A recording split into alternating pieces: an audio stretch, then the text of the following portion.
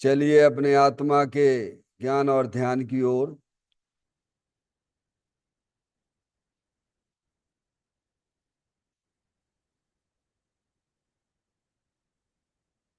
अपने चंचल मन को एवं चंचल उपयोग को स्थिर करने के लिए जिनवाणी माता के माध्यम से अपनी वर्तमान ज्ञान की पर्याय में सम्यक भी ज्ञान उत्पन्न करते हुए शरीर शरीर से संबंधित जितने भी चेतन अचेतन पदार्थ हैं उनका मुझ भगवान आत्मा के साथ में किसी भी प्रकार का कोई संबंध नहीं है। इस प्रकार समस्त पर पदार्थों में अपने संबंध की वृत्ति को छोड़ते हुए अंदर में जो अखंड ज्ञान ज्योति स्वरूप भगवान आत्मा है उसमें ही वर्तमान पर्याय का संबंध जोड़ते हुए कि मेरा यह भगवान आत्मा सदा काल शरीर आदि पर पदार्थों से भिन्न एकमात्र अखंड ज्ञान ज्योति स्वरूप है। ऐसा अपने आप को जानो और ऐसा ही अनुभव करो कि वर्तमान में ही मेरा यह भगवान आत्मा शरीर आदि पर पदार्थों से भिन्न एकमात्र अखंड ज्ञान ज्योति स्वरूप ही है।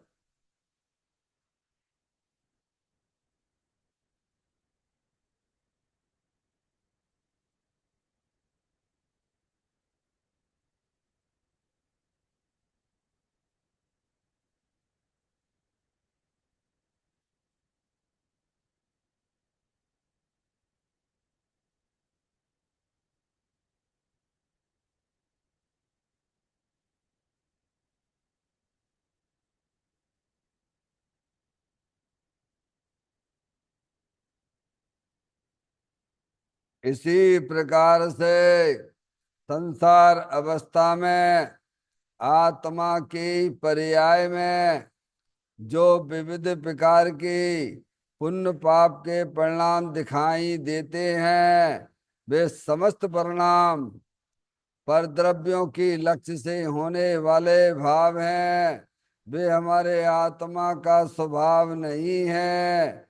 ऐसे समस्त रागादिक परिणामों में एकत्व बुद्धि, ममत्व बुद्धि, कर्तृत्व बुद्धि, भोक्तृत्व बुद्धि तथा उन रागादिक परिणामों की ज्ञाता बुद्धि को भी छोड़ते हुए अंदर में जो अखंड ज्ञान ज्योति स्वरूप भगवान आत्मा है जो कि सदाकाल शरीर रागादिक से भिन्न एकमात्र पूर्ण निराकुलता स्वरूप वाला है।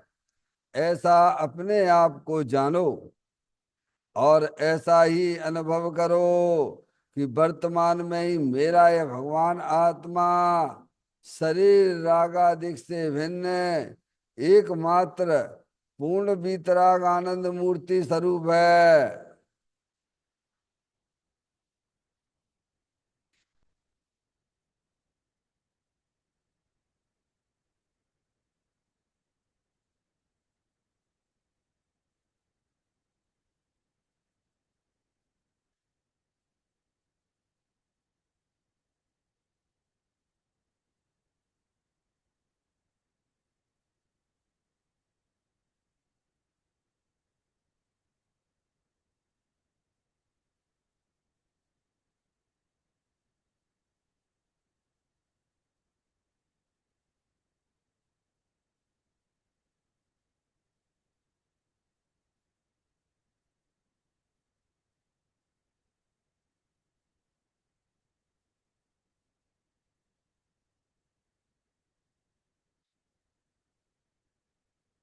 इसी प्रकार से संसार अवस्था में आत्मा की पर्याय में जो पर के लक्ष्य से होने वाला ज्ञान है, वह परलक्षी ज्ञान भी हमारे आत्मा का स्वभाव नहीं है। वह तो इंद्रिय जनित ज्ञान है। इस प्रकार शरीर, रागादिक और परलक्षी ज्ञान की पर्यायों से विभिन्न मैं तो एकमात्र अखंड ज्ञान ज्योति स्वरूप भगवान आत्मा हूँ, ऐसा अपने आप को जानो और ऐसा ही अनुभव करो कि वर्तमान में ही मेरा यह भगवान आत्मा शरीर, रागादिक और खंड खंड ज्ञान की पर्यायों से विभिन्न एकमात्र अखंड ज्ञान ज्योति स्वरूप ही है।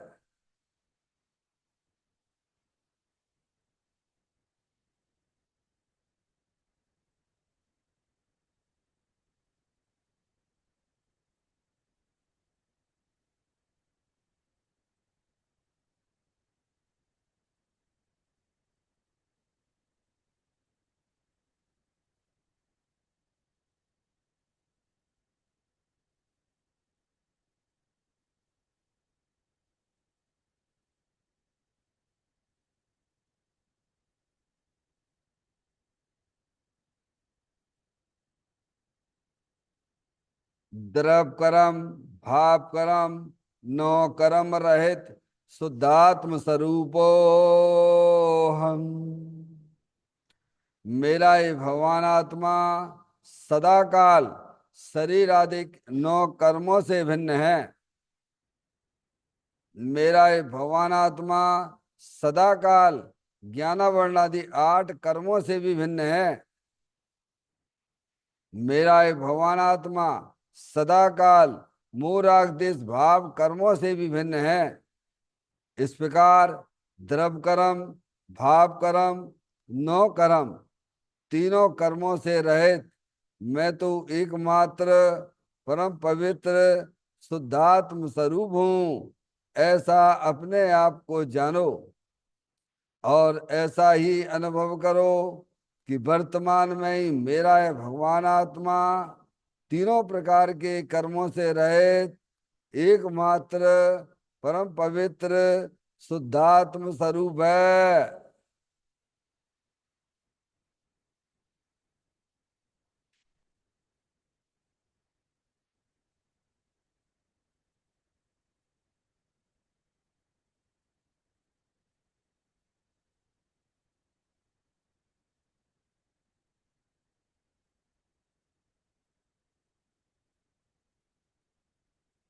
ओम नमः सिद्धेभ्य। ओम नमः सिद्धेभ्य। ओम नमः सिद्धेभ्य। चिंतामणि सम स्वयं का चैतन्य तत्व महान है। निज का करूं मैं चिंतवन, निज का करूं श्रद्धान में। सोदा तुम्हारी देव है जो गुण अनंत निधान है। मैं स्वानुभव में देख लूं आत्मा स्वयं भगवान है। मैं स्वानुभव में देख लूं आत्मा स्वयं भगवान है।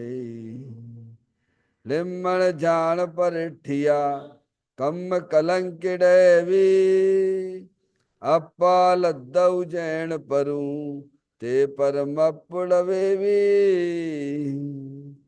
सब कर्म मल्लिका नाश करवरु प्राप्त कर निज आत्मा। जो लीन निर्मल ध्यान में नम कर निकल परमात्मा।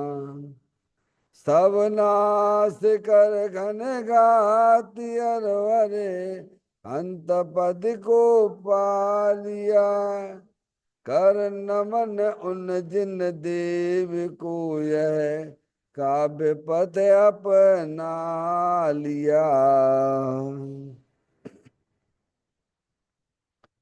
श्री योगसार जी नामक परम आध्यात्मिक ग्रंथ स्वाध्याय हेतु में विराजमान है।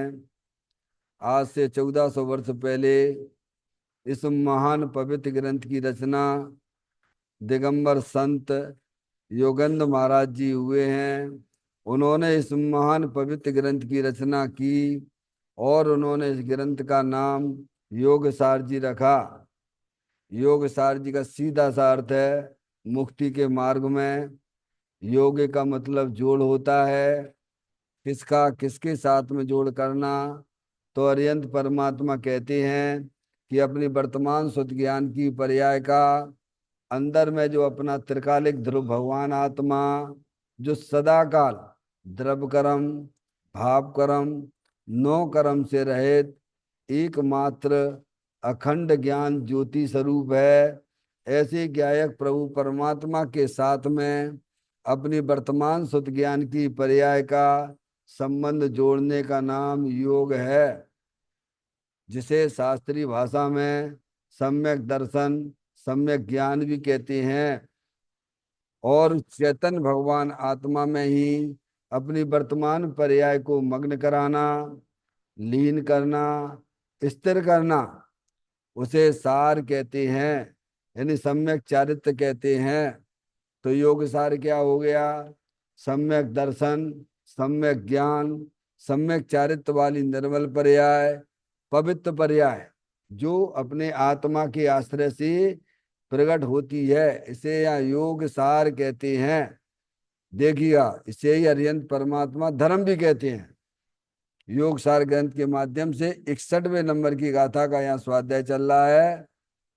इसमें दिगंबर संत हमें यह बताना चाहते हैं कि तुमने आज तक अपने आत्मा को नहीं जाना है, और आत्मा को नहीं जाना है इसीलिए ये आपका हमारा जन्म मरण चल रहा है।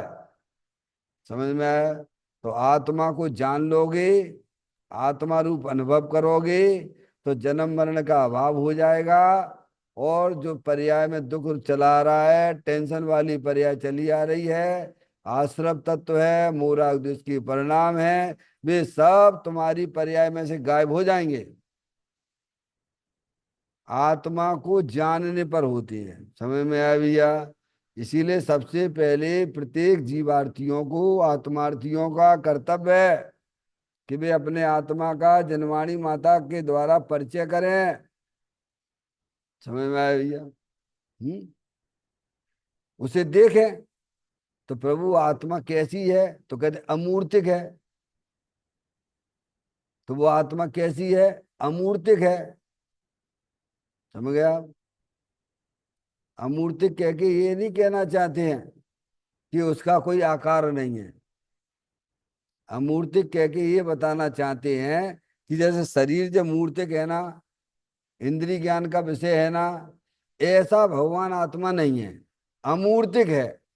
ज्ञान ज्ञानाकार रूप से है। समझ में आई?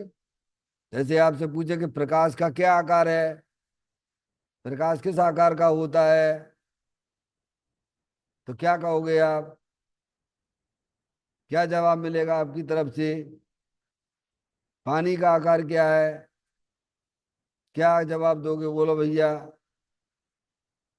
है पारसमणि, डॉक्टर साहब, क्या आकार है? प्रकाश का क्या आकार है नहीं?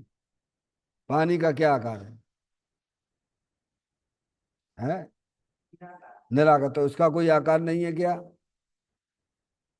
निराकार कह के ये बताना चाहते कि उसका कोई आकार नहीं है क्या? ऐसा है क्या? पानी का, प्रकाश का कोई आकार नहीं है क्या? नहीं नहीं, ऐसा नहीं है। जो तुम उस आकार का कहा जाता है। पानी को बर्तन के साथ में रखने पर पानी को उस बर्तन के आकार का कहा जाता है, पर पानी उस बर्तन के आकार रूप नहीं हो जाता है। समझ में आई? ऐसे ही जो अपनी चैतन्य आत्म वस्तु है वह कैसी है, अमूर्तिक है। समझे? वो हमारे तुम्हारे इंद्रिय ज्ञान का विषय नहीं है। अब ये कहा जाता कि शरीर के आकार रूप है, आत्मा कैसा है डॉक्टर साहब? ये तो सापेक्ष कथन कर रहे हैं। क्या कर रहे हैं? जैसे पानी को उस बर्तन के आकार कहा गया है, पर वह पानी उस बर्तन के आकार रूप नहीं हो जाता है। हमें संयोग से उसे ज्ञान कराया गया है। ऐसे ही आत्मा जो है शरीर के आकार वाला है। कैसा है? शरीर में रहता है नहीं, तो शरीर के आकार रूप हो नहीं गया है। तो प्रभु क्या है फिर वो आत्मा? तो कहते अमूर्तिक है, ज्ञानाकार है। कैसा है? तो साहब उसको हम कैसे जाने अमूर्तिक है? तो कहते बहुत बढ़िया बात, तुम्हें ये बात समझ में आ गई कि आत्मा अमूर्तिक है, ज्ञानाकार है। ये बात तुम्हारे ज्ञान में जच गई है ना? ये भी जचना भी बहुत बड़ी बात है भगवान। ये लोगों को पता ही नहीं है। धर्म के नाम पे सब उल्टा उल्टा चल रहा है, सब उल्टा उल्टा चल रहा है। समझ में आया भैया? हम्म? तो कहते आत्म जो वस्तु है वह अमूर्तिक है, ज्ञानाकार रूप से है। तो प्रभु से हम कैसे जाने? अब आपकी जिज्ञासा अपने आप होगी। तो कहते हैं कि उसे जिनवाणी माता वीतरागी संतों ने जो आत्मा का स्वरूप ग्रंथों में बताया है, उसे पहले उससे परिचय करो। क्या करो? क्या करना सबसे पहले? अंदर में अपनी आत्मा की पर्याय में जिज्ञासा रुचि जागृत करो कि अनादि काल से प्रभु आप जो बता रहे हो कि हमने अपने आत्मा को नहीं जाना है, नहीं देखा है, तो हम जो जन्म मरण कर रहे हैं, दुखी हो रहे हैं। तो प्रभु हम जान लेते हैं आत्मा को। तो हम बता रहे वैसे तुम जानो, जैसे तुम जानना चाहते हो तुम जान ही नहीं पाओगे। जो चीज तुमने देखी ही नहीं है वह तक, क्या उसे कैसे देख पाओगे? डॉक्टर साहब, जिसने देखी है वो बताएगा। तो कौन ने देखी है? वह आत्मा को किसने देखा है? तो क्या बीतरागी संतों ने देखा है, अरियंत परमात्मा ने देखा है, ज्ञानी सम्य दृष्टि जीवों ने देखा है। वे बताएंगे तुम्हें आत्मा अमूर्तिक है, ज्ञानाकार है, लक्षण से बताएंगे। ये शरीर जड़ है, अंदर एक कर्मों की रचना वो भी जड़ है। और ये रागादिक परिणतियां जो हर समय संसार अवस्था में होती हैं, वह आश्रव तत्व है। वह हर समय नया नया उत्पन्न होता है और नष्टता को प्राप्त हो जाता है। और वह आश्रव तत्व भी एकदम स्वतंत्र है। क्या है? वे समझाएंगे हमें, तो उस आत्मा जानने में आ जाएगा। भाई जैसे हमारे श्री गुरु हमको बताना चाहते हैं, वैसा अपना ज्ञान करो सबसे पहले, और उनकी बात का श्रद्धान करो कि देव शास्त्र गुरु हमारे हित की बात करते हैं। फिर देखो आपको, फिर देखो, फिर आपके देखो क्या पर्याय में रंगत आ जाएगी आपने, है? तो कहते हैं वह आत्म वस्तु कैसी है? अमूर्तिक है। कैसी है? इंद्रिय ज्ञान के जो विषय बनते हैं वे सब मूर्तिक बनते हैं डॉक्टर साहब। अमूर्तिक है, अतीन्द्रिय स्वरूप है, अतीन्द्रिय आनंद स्वरूप है। तो प्रभु हम उस आत्मा को कैसे जाने? तो कहते तुम निर्मोही हो जाओ सबसे पहले। क्या हो जाओ? निर्मोही हुए बिना तुम समझो कि हम आत्मा को जान लेंगे, ये तीन काल में संभव नहीं है।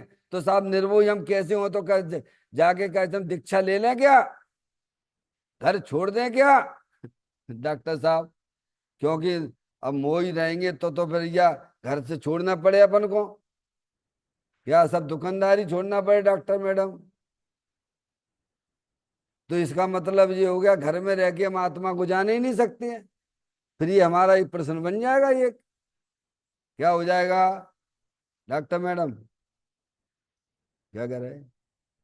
निर्मोही होकर जाने है ना, ये लिखा ना पॉइंट। तो निर्मोही होकर का मतलब तो यही है कि सब घर सबका जो छोड़ना पड़ेगा अपन को। सब अपना क्लिनिक छोड़ो, अपना घर छोड़ो, बच्चे बच्चियों को छोड़ो, हैं, और आश्रम में पहुंच जाओ, वो आश्रम में भी किसी से राग मत करो, क्या किसी से मत बोलो, कुछ मत करो, बस हो गए निर्मोही। अरे ना ना ना ना, ये निर्मोही की परिभाषा नहीं है भगवान।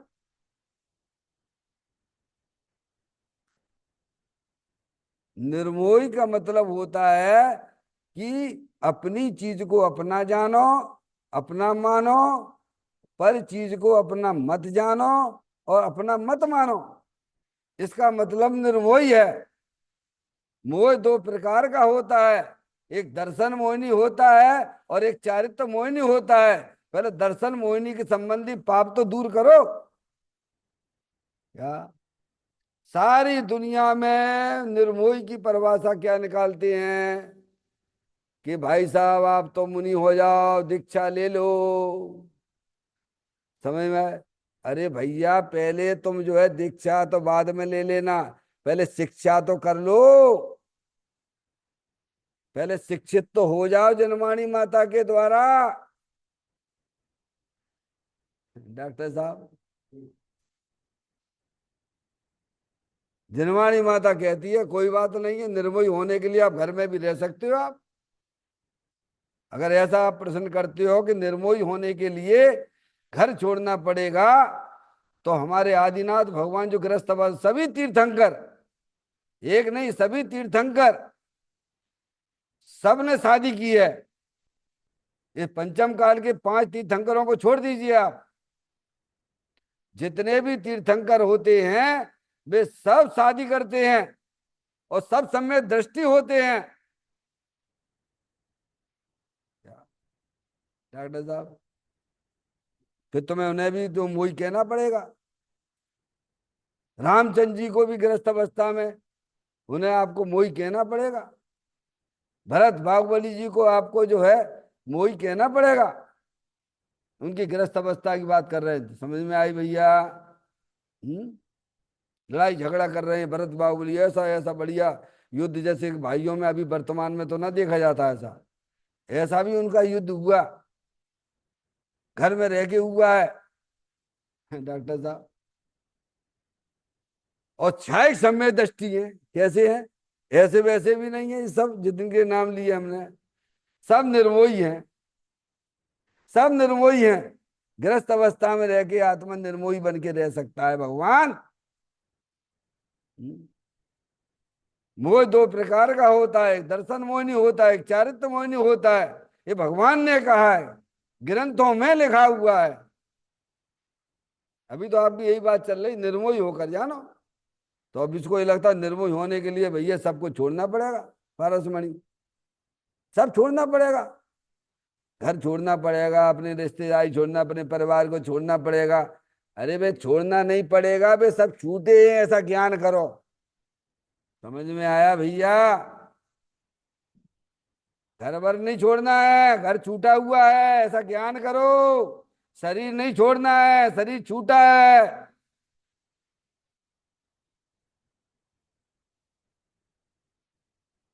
तो बड़ी समस्या पैदा हो गई है। सबसे बड़ा पाप अगर दुनिया में है तो मिथ्या दृष्टि, मिथ्यात्पना। समझ में आया भैया? जब तक हमारी पर्याय में मिथ्या विपरीत मानता नहीं टूटेगी, तब तक आप धर्म के नाम पे जितना भी क्रियाकांड करना है करो, और किया भी है। लेकिन कोलू की बैल की तरह जन्म मरण कर रहे हैं। समझ में आया भैया? तो कहते आत्मा को जानने के लिए सबसे पहले आपको निर्मोही होना पड़ेगा। निर्मोही का मतलब ये होता है कि परद्रव्य को अपना अपना मत जानिए, अपना मत मानिए, अपनी आत्मा को अपना जानो, मानो। ये पहले नंबर का निर्मोहीपना है। फिर वो चारित्र मोहिनी संबंधी मोह जो है उसकी तुम चिंता ना करो, वो तो केवल 0.01% है। उसका पाप तो 0.01% है, और मिथ्यात का पाप जो है 99.99% है। समझ में आया भैया?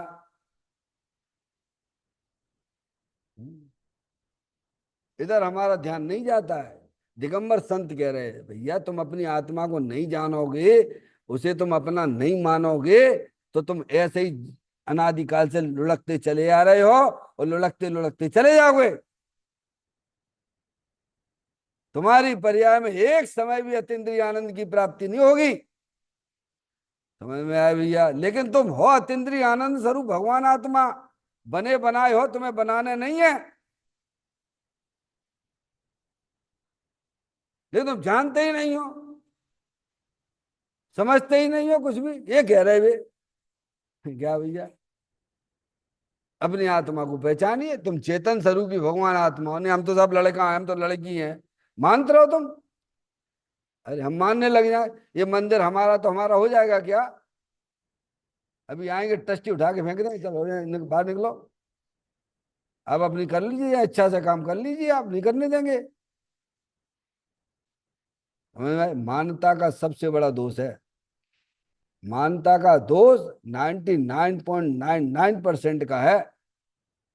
चारित्र मोहिनी पाप तो 0.01% का है। डॉक्टर साहब ये अपने ज्ञान में श्रद्धान में बैठाल के चलना।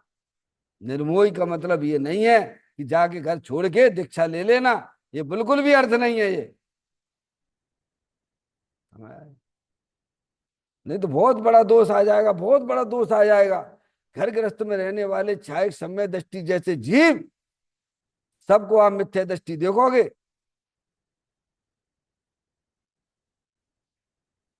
कहते हैं निर्मोही होकर अपने अमूर्तिक आत्मा को देखें। तो निर्मोही का अर्थ क्या निकला? परद्रव्य जो है उसे अपना मत जानना, उसे अपना नहीं मानना। अपनी चैतन्य स्वरूपी भगवान आत्मा जो अमूर्तिक है, अनंत शक्तियों से भरी हुई है, अनंत आनंद से भरी हुई है, अनंत सुख से भरी हुई है, अनंत प्रभुता से भरी हुई है। समझ में आया भैया डॉक्टर साहब? वो मैं हूं ऐसा स्वीकार करने का नाम निर्मोहीपना है।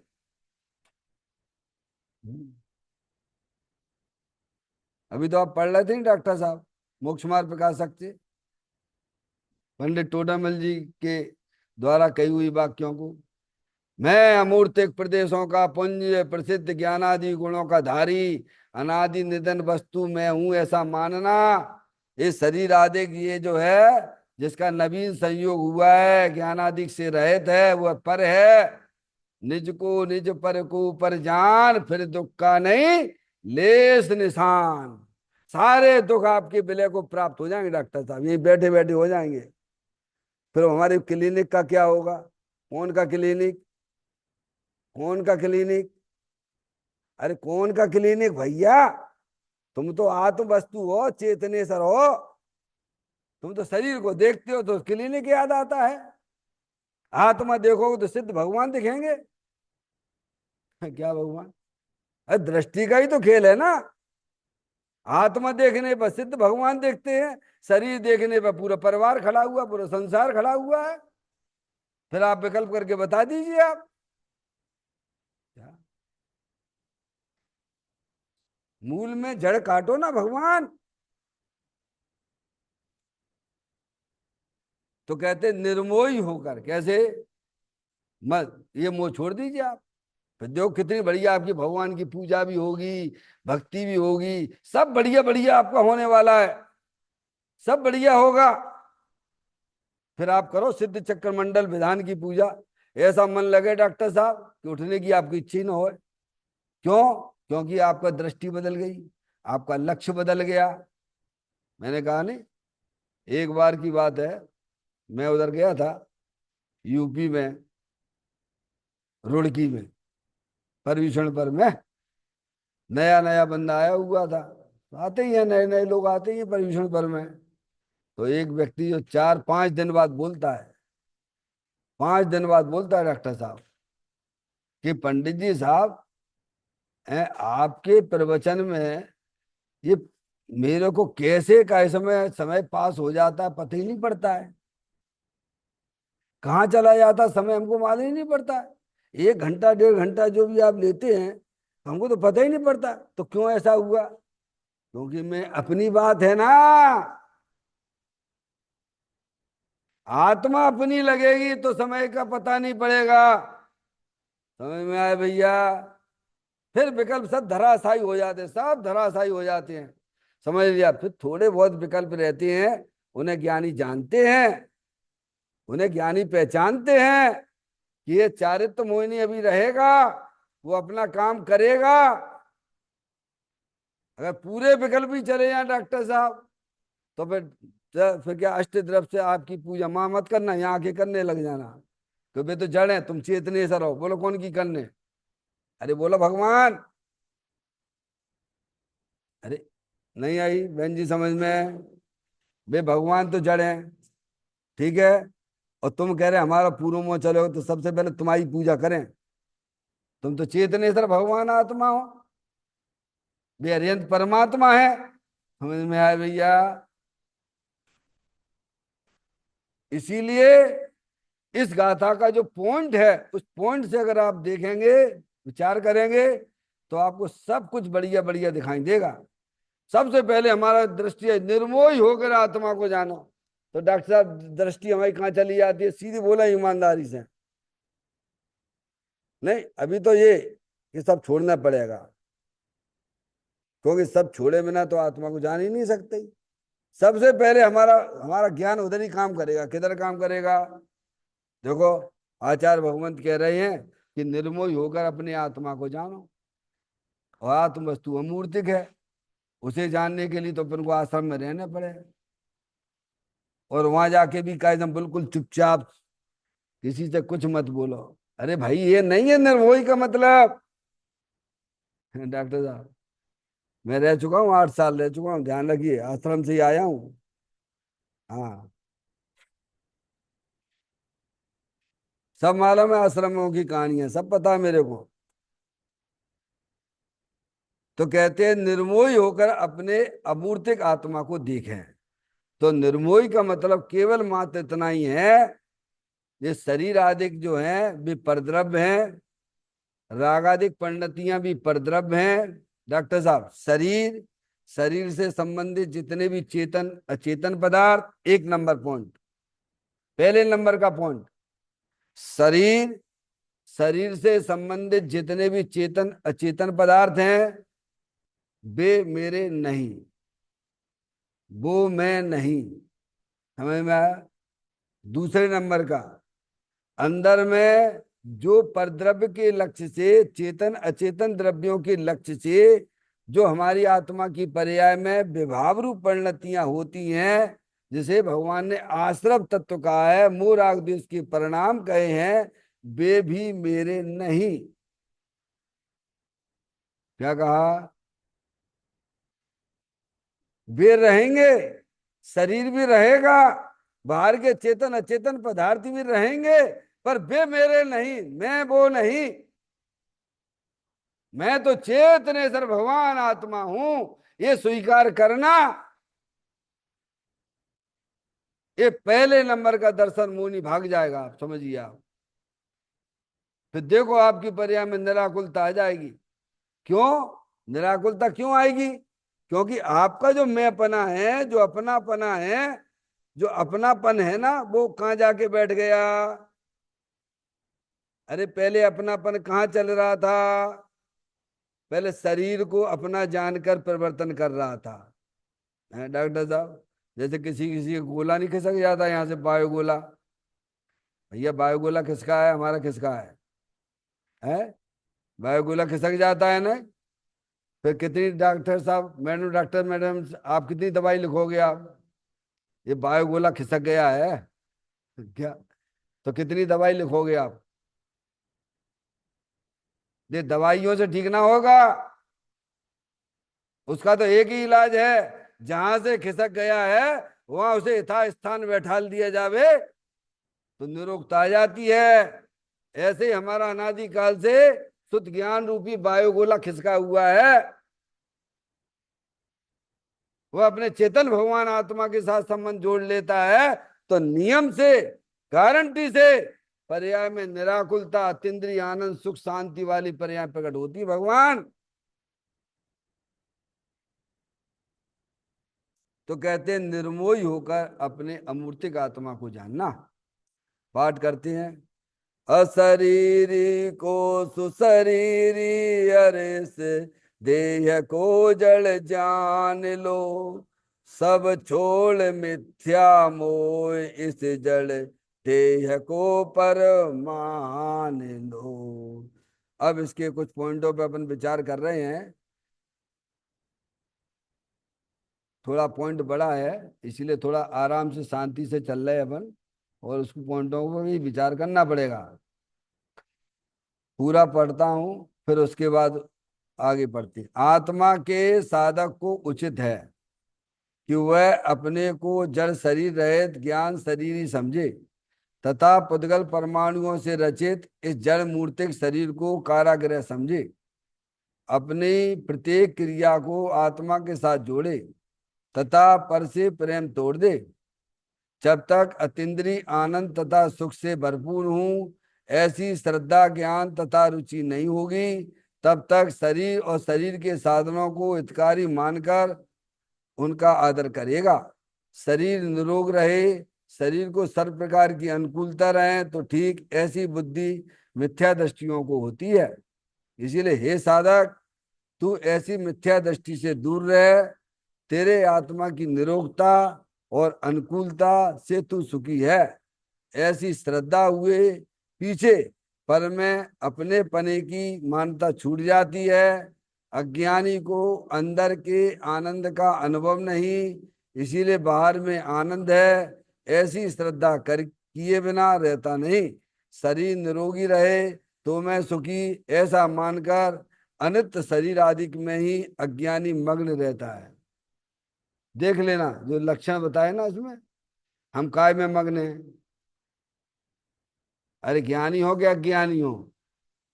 ज्ञानी अपनी आत्मा में मग्न रहता है, अज्ञानी शरीर में मग्न रह रहा है। डॉक्टर साहब, और मग्न रहना उसका लक्षण है।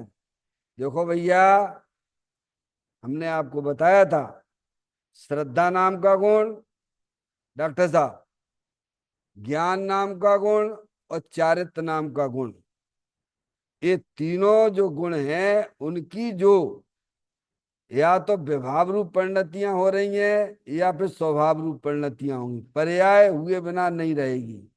क्या कह रहे हैं? आत्मा में अनंत गुण हैं, आप तीन ही गुण तो समझ लो भगवान। एक आत्मा में श्रद्धा नाम का गुण है, एक आत्मा में ज्ञान नाम का गुण है, एक आत्मा में चारित्र नाम का गुण है। और जो गुण होते हैं उनका परिणमन हुए बिना रहता नहीं। कोई भी गुण ऐसा नहीं है जिनका परिणमन नहीं होता है।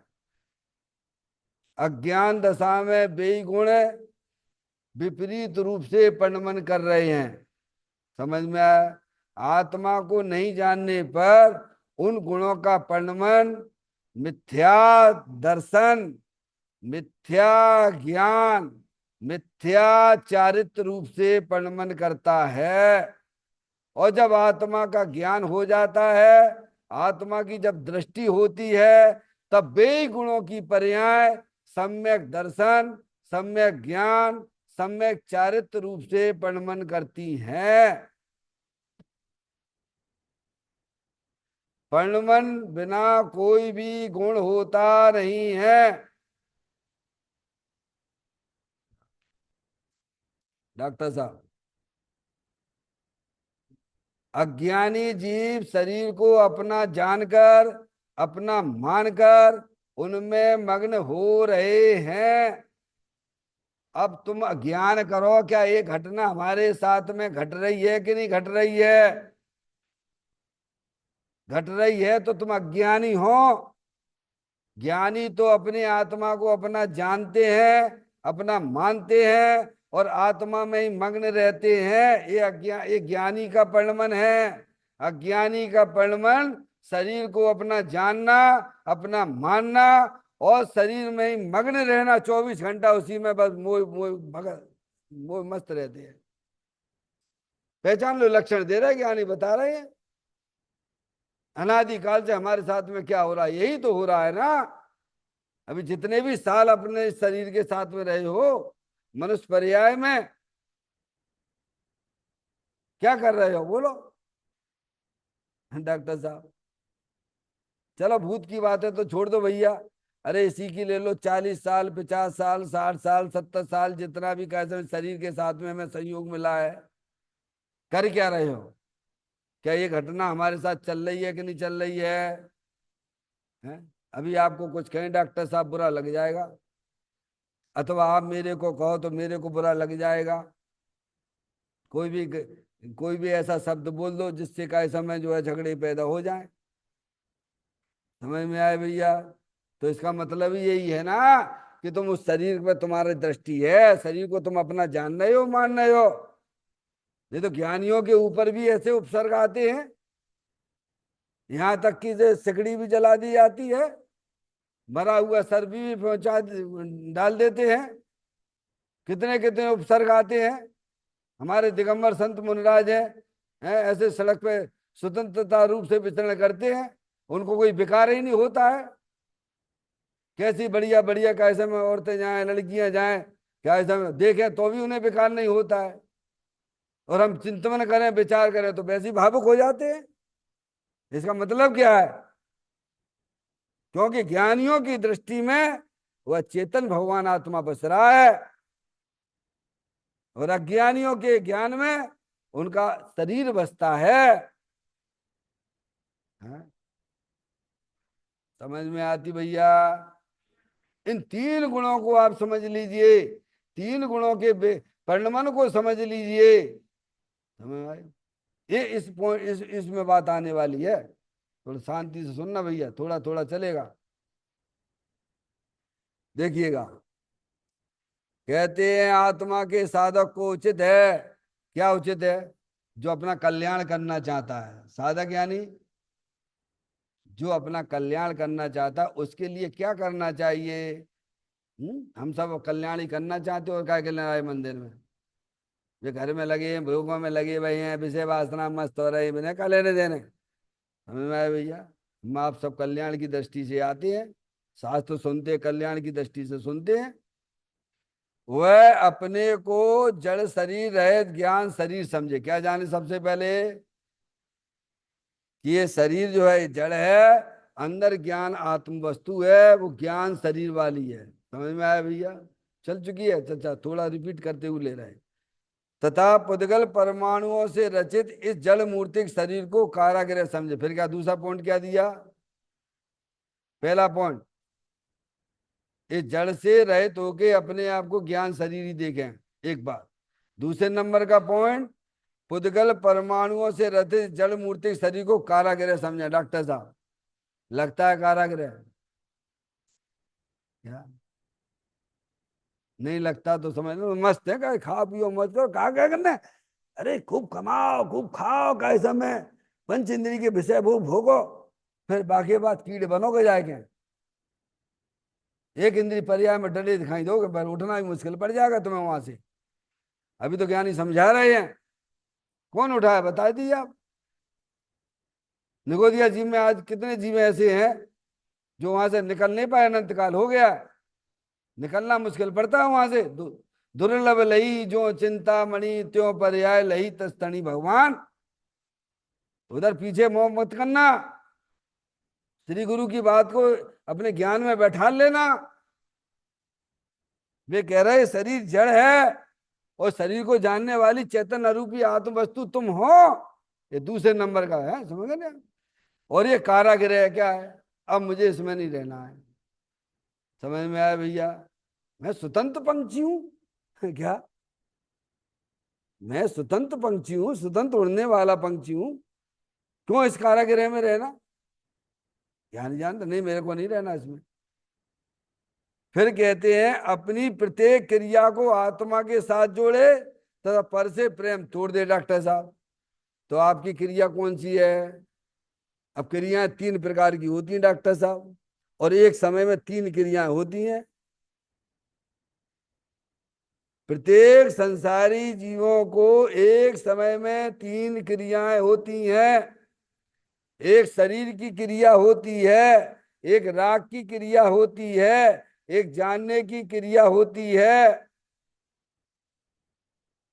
तो यहाँ कहते हैं अपनी अपनी अपनी यानी आत्मा, अपनी यानी कौन, अपनी यानी मैं लड़का लड़की क्या, अपनी कह रहे हैं ना डॉक्टर साहब, अपनी प्रत्येक क्रिया, प्रत्येक क्रिया, प्रत्येक क्रिया कैसी हो रही, जानने जानने रूप हो रही है।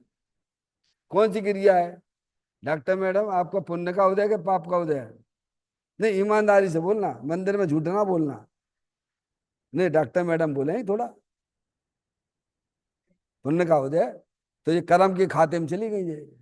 कहाँ चली गई ये? और अरे ये कौन के, पुण्य पाप फल माई हरक बिल को मत बाई, ये पुद्गल पर जाए उपज बिन से फिर थाई। हमने पूछी आपकी क्रिया, आपने बता दी कर्म की क्रिया। ये कौन की है? ये संयोग जितने दिखाई दे रहे हैं आपको, जो अनुकूल दिखाई दे रहे हैं, इसकी चर्चा आने वाली है आगे, शांति से सुनना पड़ेगा। समझ में आया भैया? हम्म? ये निरोग शरीर दिख रहा है बाहर में सब बढ़िया बढ़िया फर्स्ट क्लास दिख रहा है। ये बना रहेगा डॉक्टर मैडम ऐसा ही? ये आपका जो मैल खड़ा हुआ है बना रहेगा? एक झटका लगेगा, एक झटका चकना चूर हो जाएगा। भुज की घटना को याद कर लेना। अरे भुज की तो ये तो खैर पुरानी हो गई है, अभी कितने युद्ध चल रहे हैं तुम्हारे, हैं? एक सेकंड नहीं लगता है, और से हम अपना माने बैठे हैं। ये कौन की है? अब बताओ। शरीर में ये रोगी निरोगी शरीर है, रोग होने में कितना समय लगेगा डॉक्टर साहब? उनसे पूछ लेना सनत कुमार को, जब ग्रस्त अवस्था में थे तब। समझ में आया भैया? उन्हें अभिमान था, हो गया था कि नहीं मेरे जैसा सुंदर तो दुनिया में कोई है ही नहीं है। देवों में भी चर्चा चलती थी, दो देव गति से देव आए थे, और उन्होंने देखा कि वास्तव में जो देव गति में चर्चा चलती है कि इस जैसा व्यक्ति कोई दुनिया में सुंदर है ही नहीं है।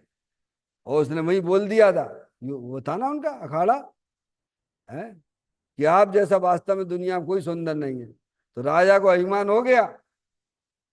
क्या हो गया? अरे ये क्या है, तू यहाँ क्या देखता है? मैं जब सिंहासन पे बैठूंगा ना, क्या, तब तुम देखना हमारी सुंदरता का।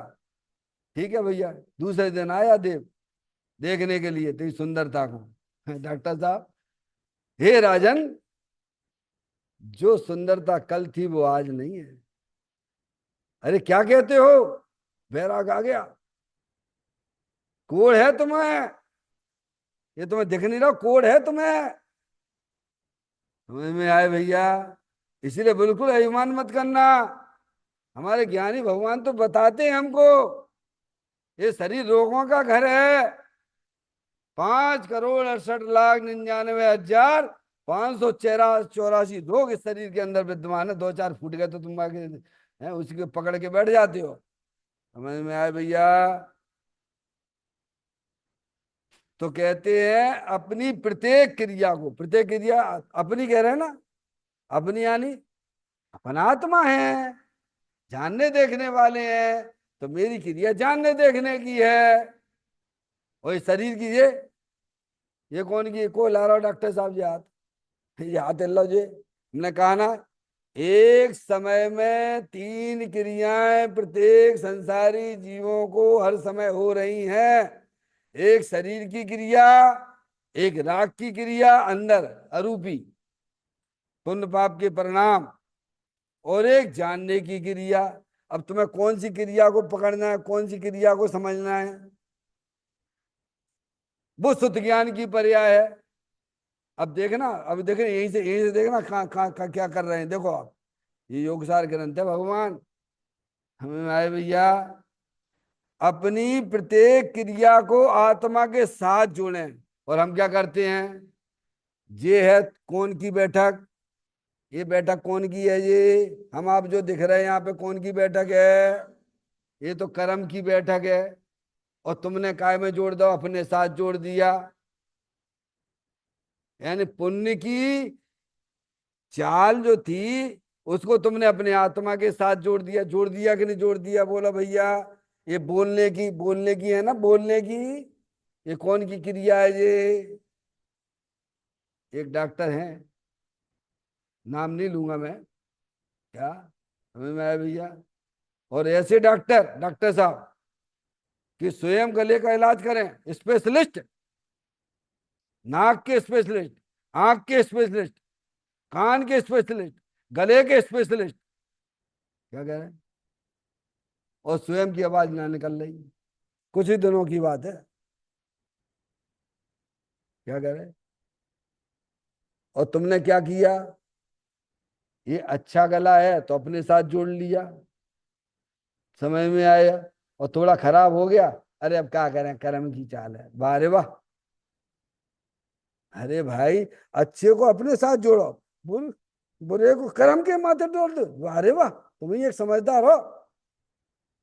वे कह रहे हैं डॉक्टर साहब कि अपनी क्रिया को आत्मा के साथ जोड़ें, तो अपनी क्रिया शुद्ध ज्ञान की पर्याय है, अब उसे तुम अपने आत्मा के साथ जोड़ दो। और राग की क्रिया कौन की है, थोड़ा घुमाओ, ज्ञान को घुमाओ थोड़ा, है रोटी को जब तक पलटोगे नहीं तो सिकेगी कैसे, है भैया। डॉक्टर साहब, अब राग की क्रिया को कौन के साथ जोड़ रहे हो, ये जो स्वभाव हो रहा है हम आपको समझा रहे हैं, आप समझ रहे हो, आपकी पर्याय में जो स्वभाव हो रहा है, कसाई की मान्यता हो रही है, बोलो आप ही को हो रही कि नहीं हो रही है, आप ही बाकी करने वाले हो ना, अरे बोलो हाँ या ना। अब बता, वो है राग की क्रिया, कर्म की क्रिया, और माने बैठे को अपने साथ जोड़ ले। देखो, आज तो डॉक्टर साहब इतना मन लग गया हमारा प्रवचन में, ए भैया, वो स्वभाव है वो तो चला जाएगा, और तुम जानने देखने वाले हो रहोगे, उस क्रिया को तुम अपने आत्मा के साथ जोड़ो, ये बता रहे जे, उससे तो संबंध तोड़ना है। क्या करना, आगे क्या लिखा उन्होंने, पर से प्रेम तोड़ दे, क्या कर दे, पर में क्या लेना, स्वयं में क्या लेना और पर में क्या लेना, इतना सीख जा बस।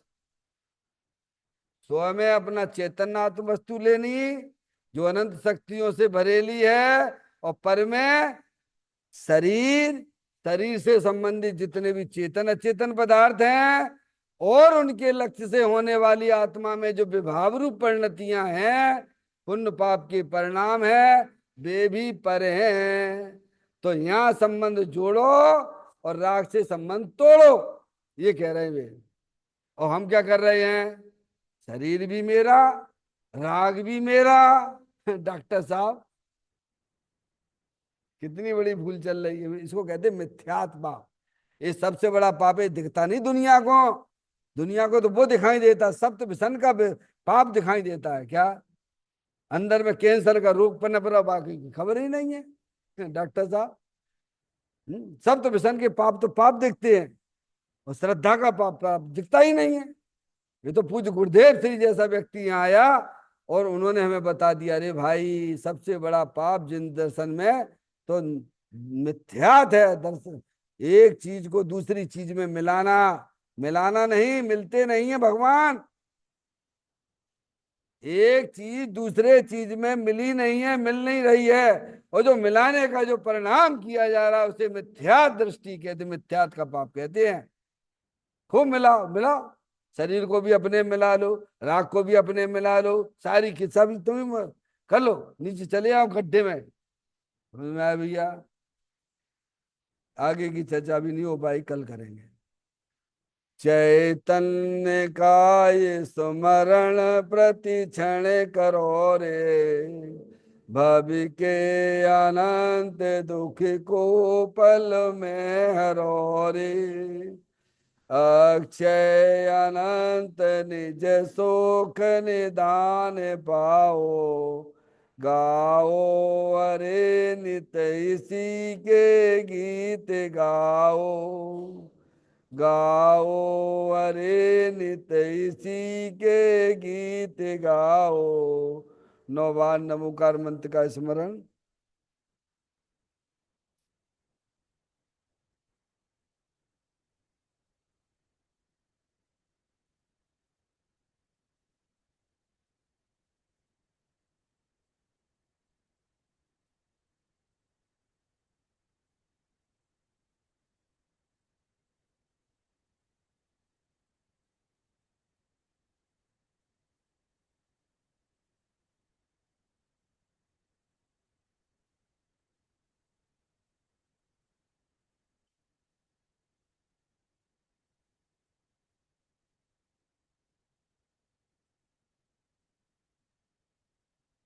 बोलो द्वादशांग जनवाणी माता की जय।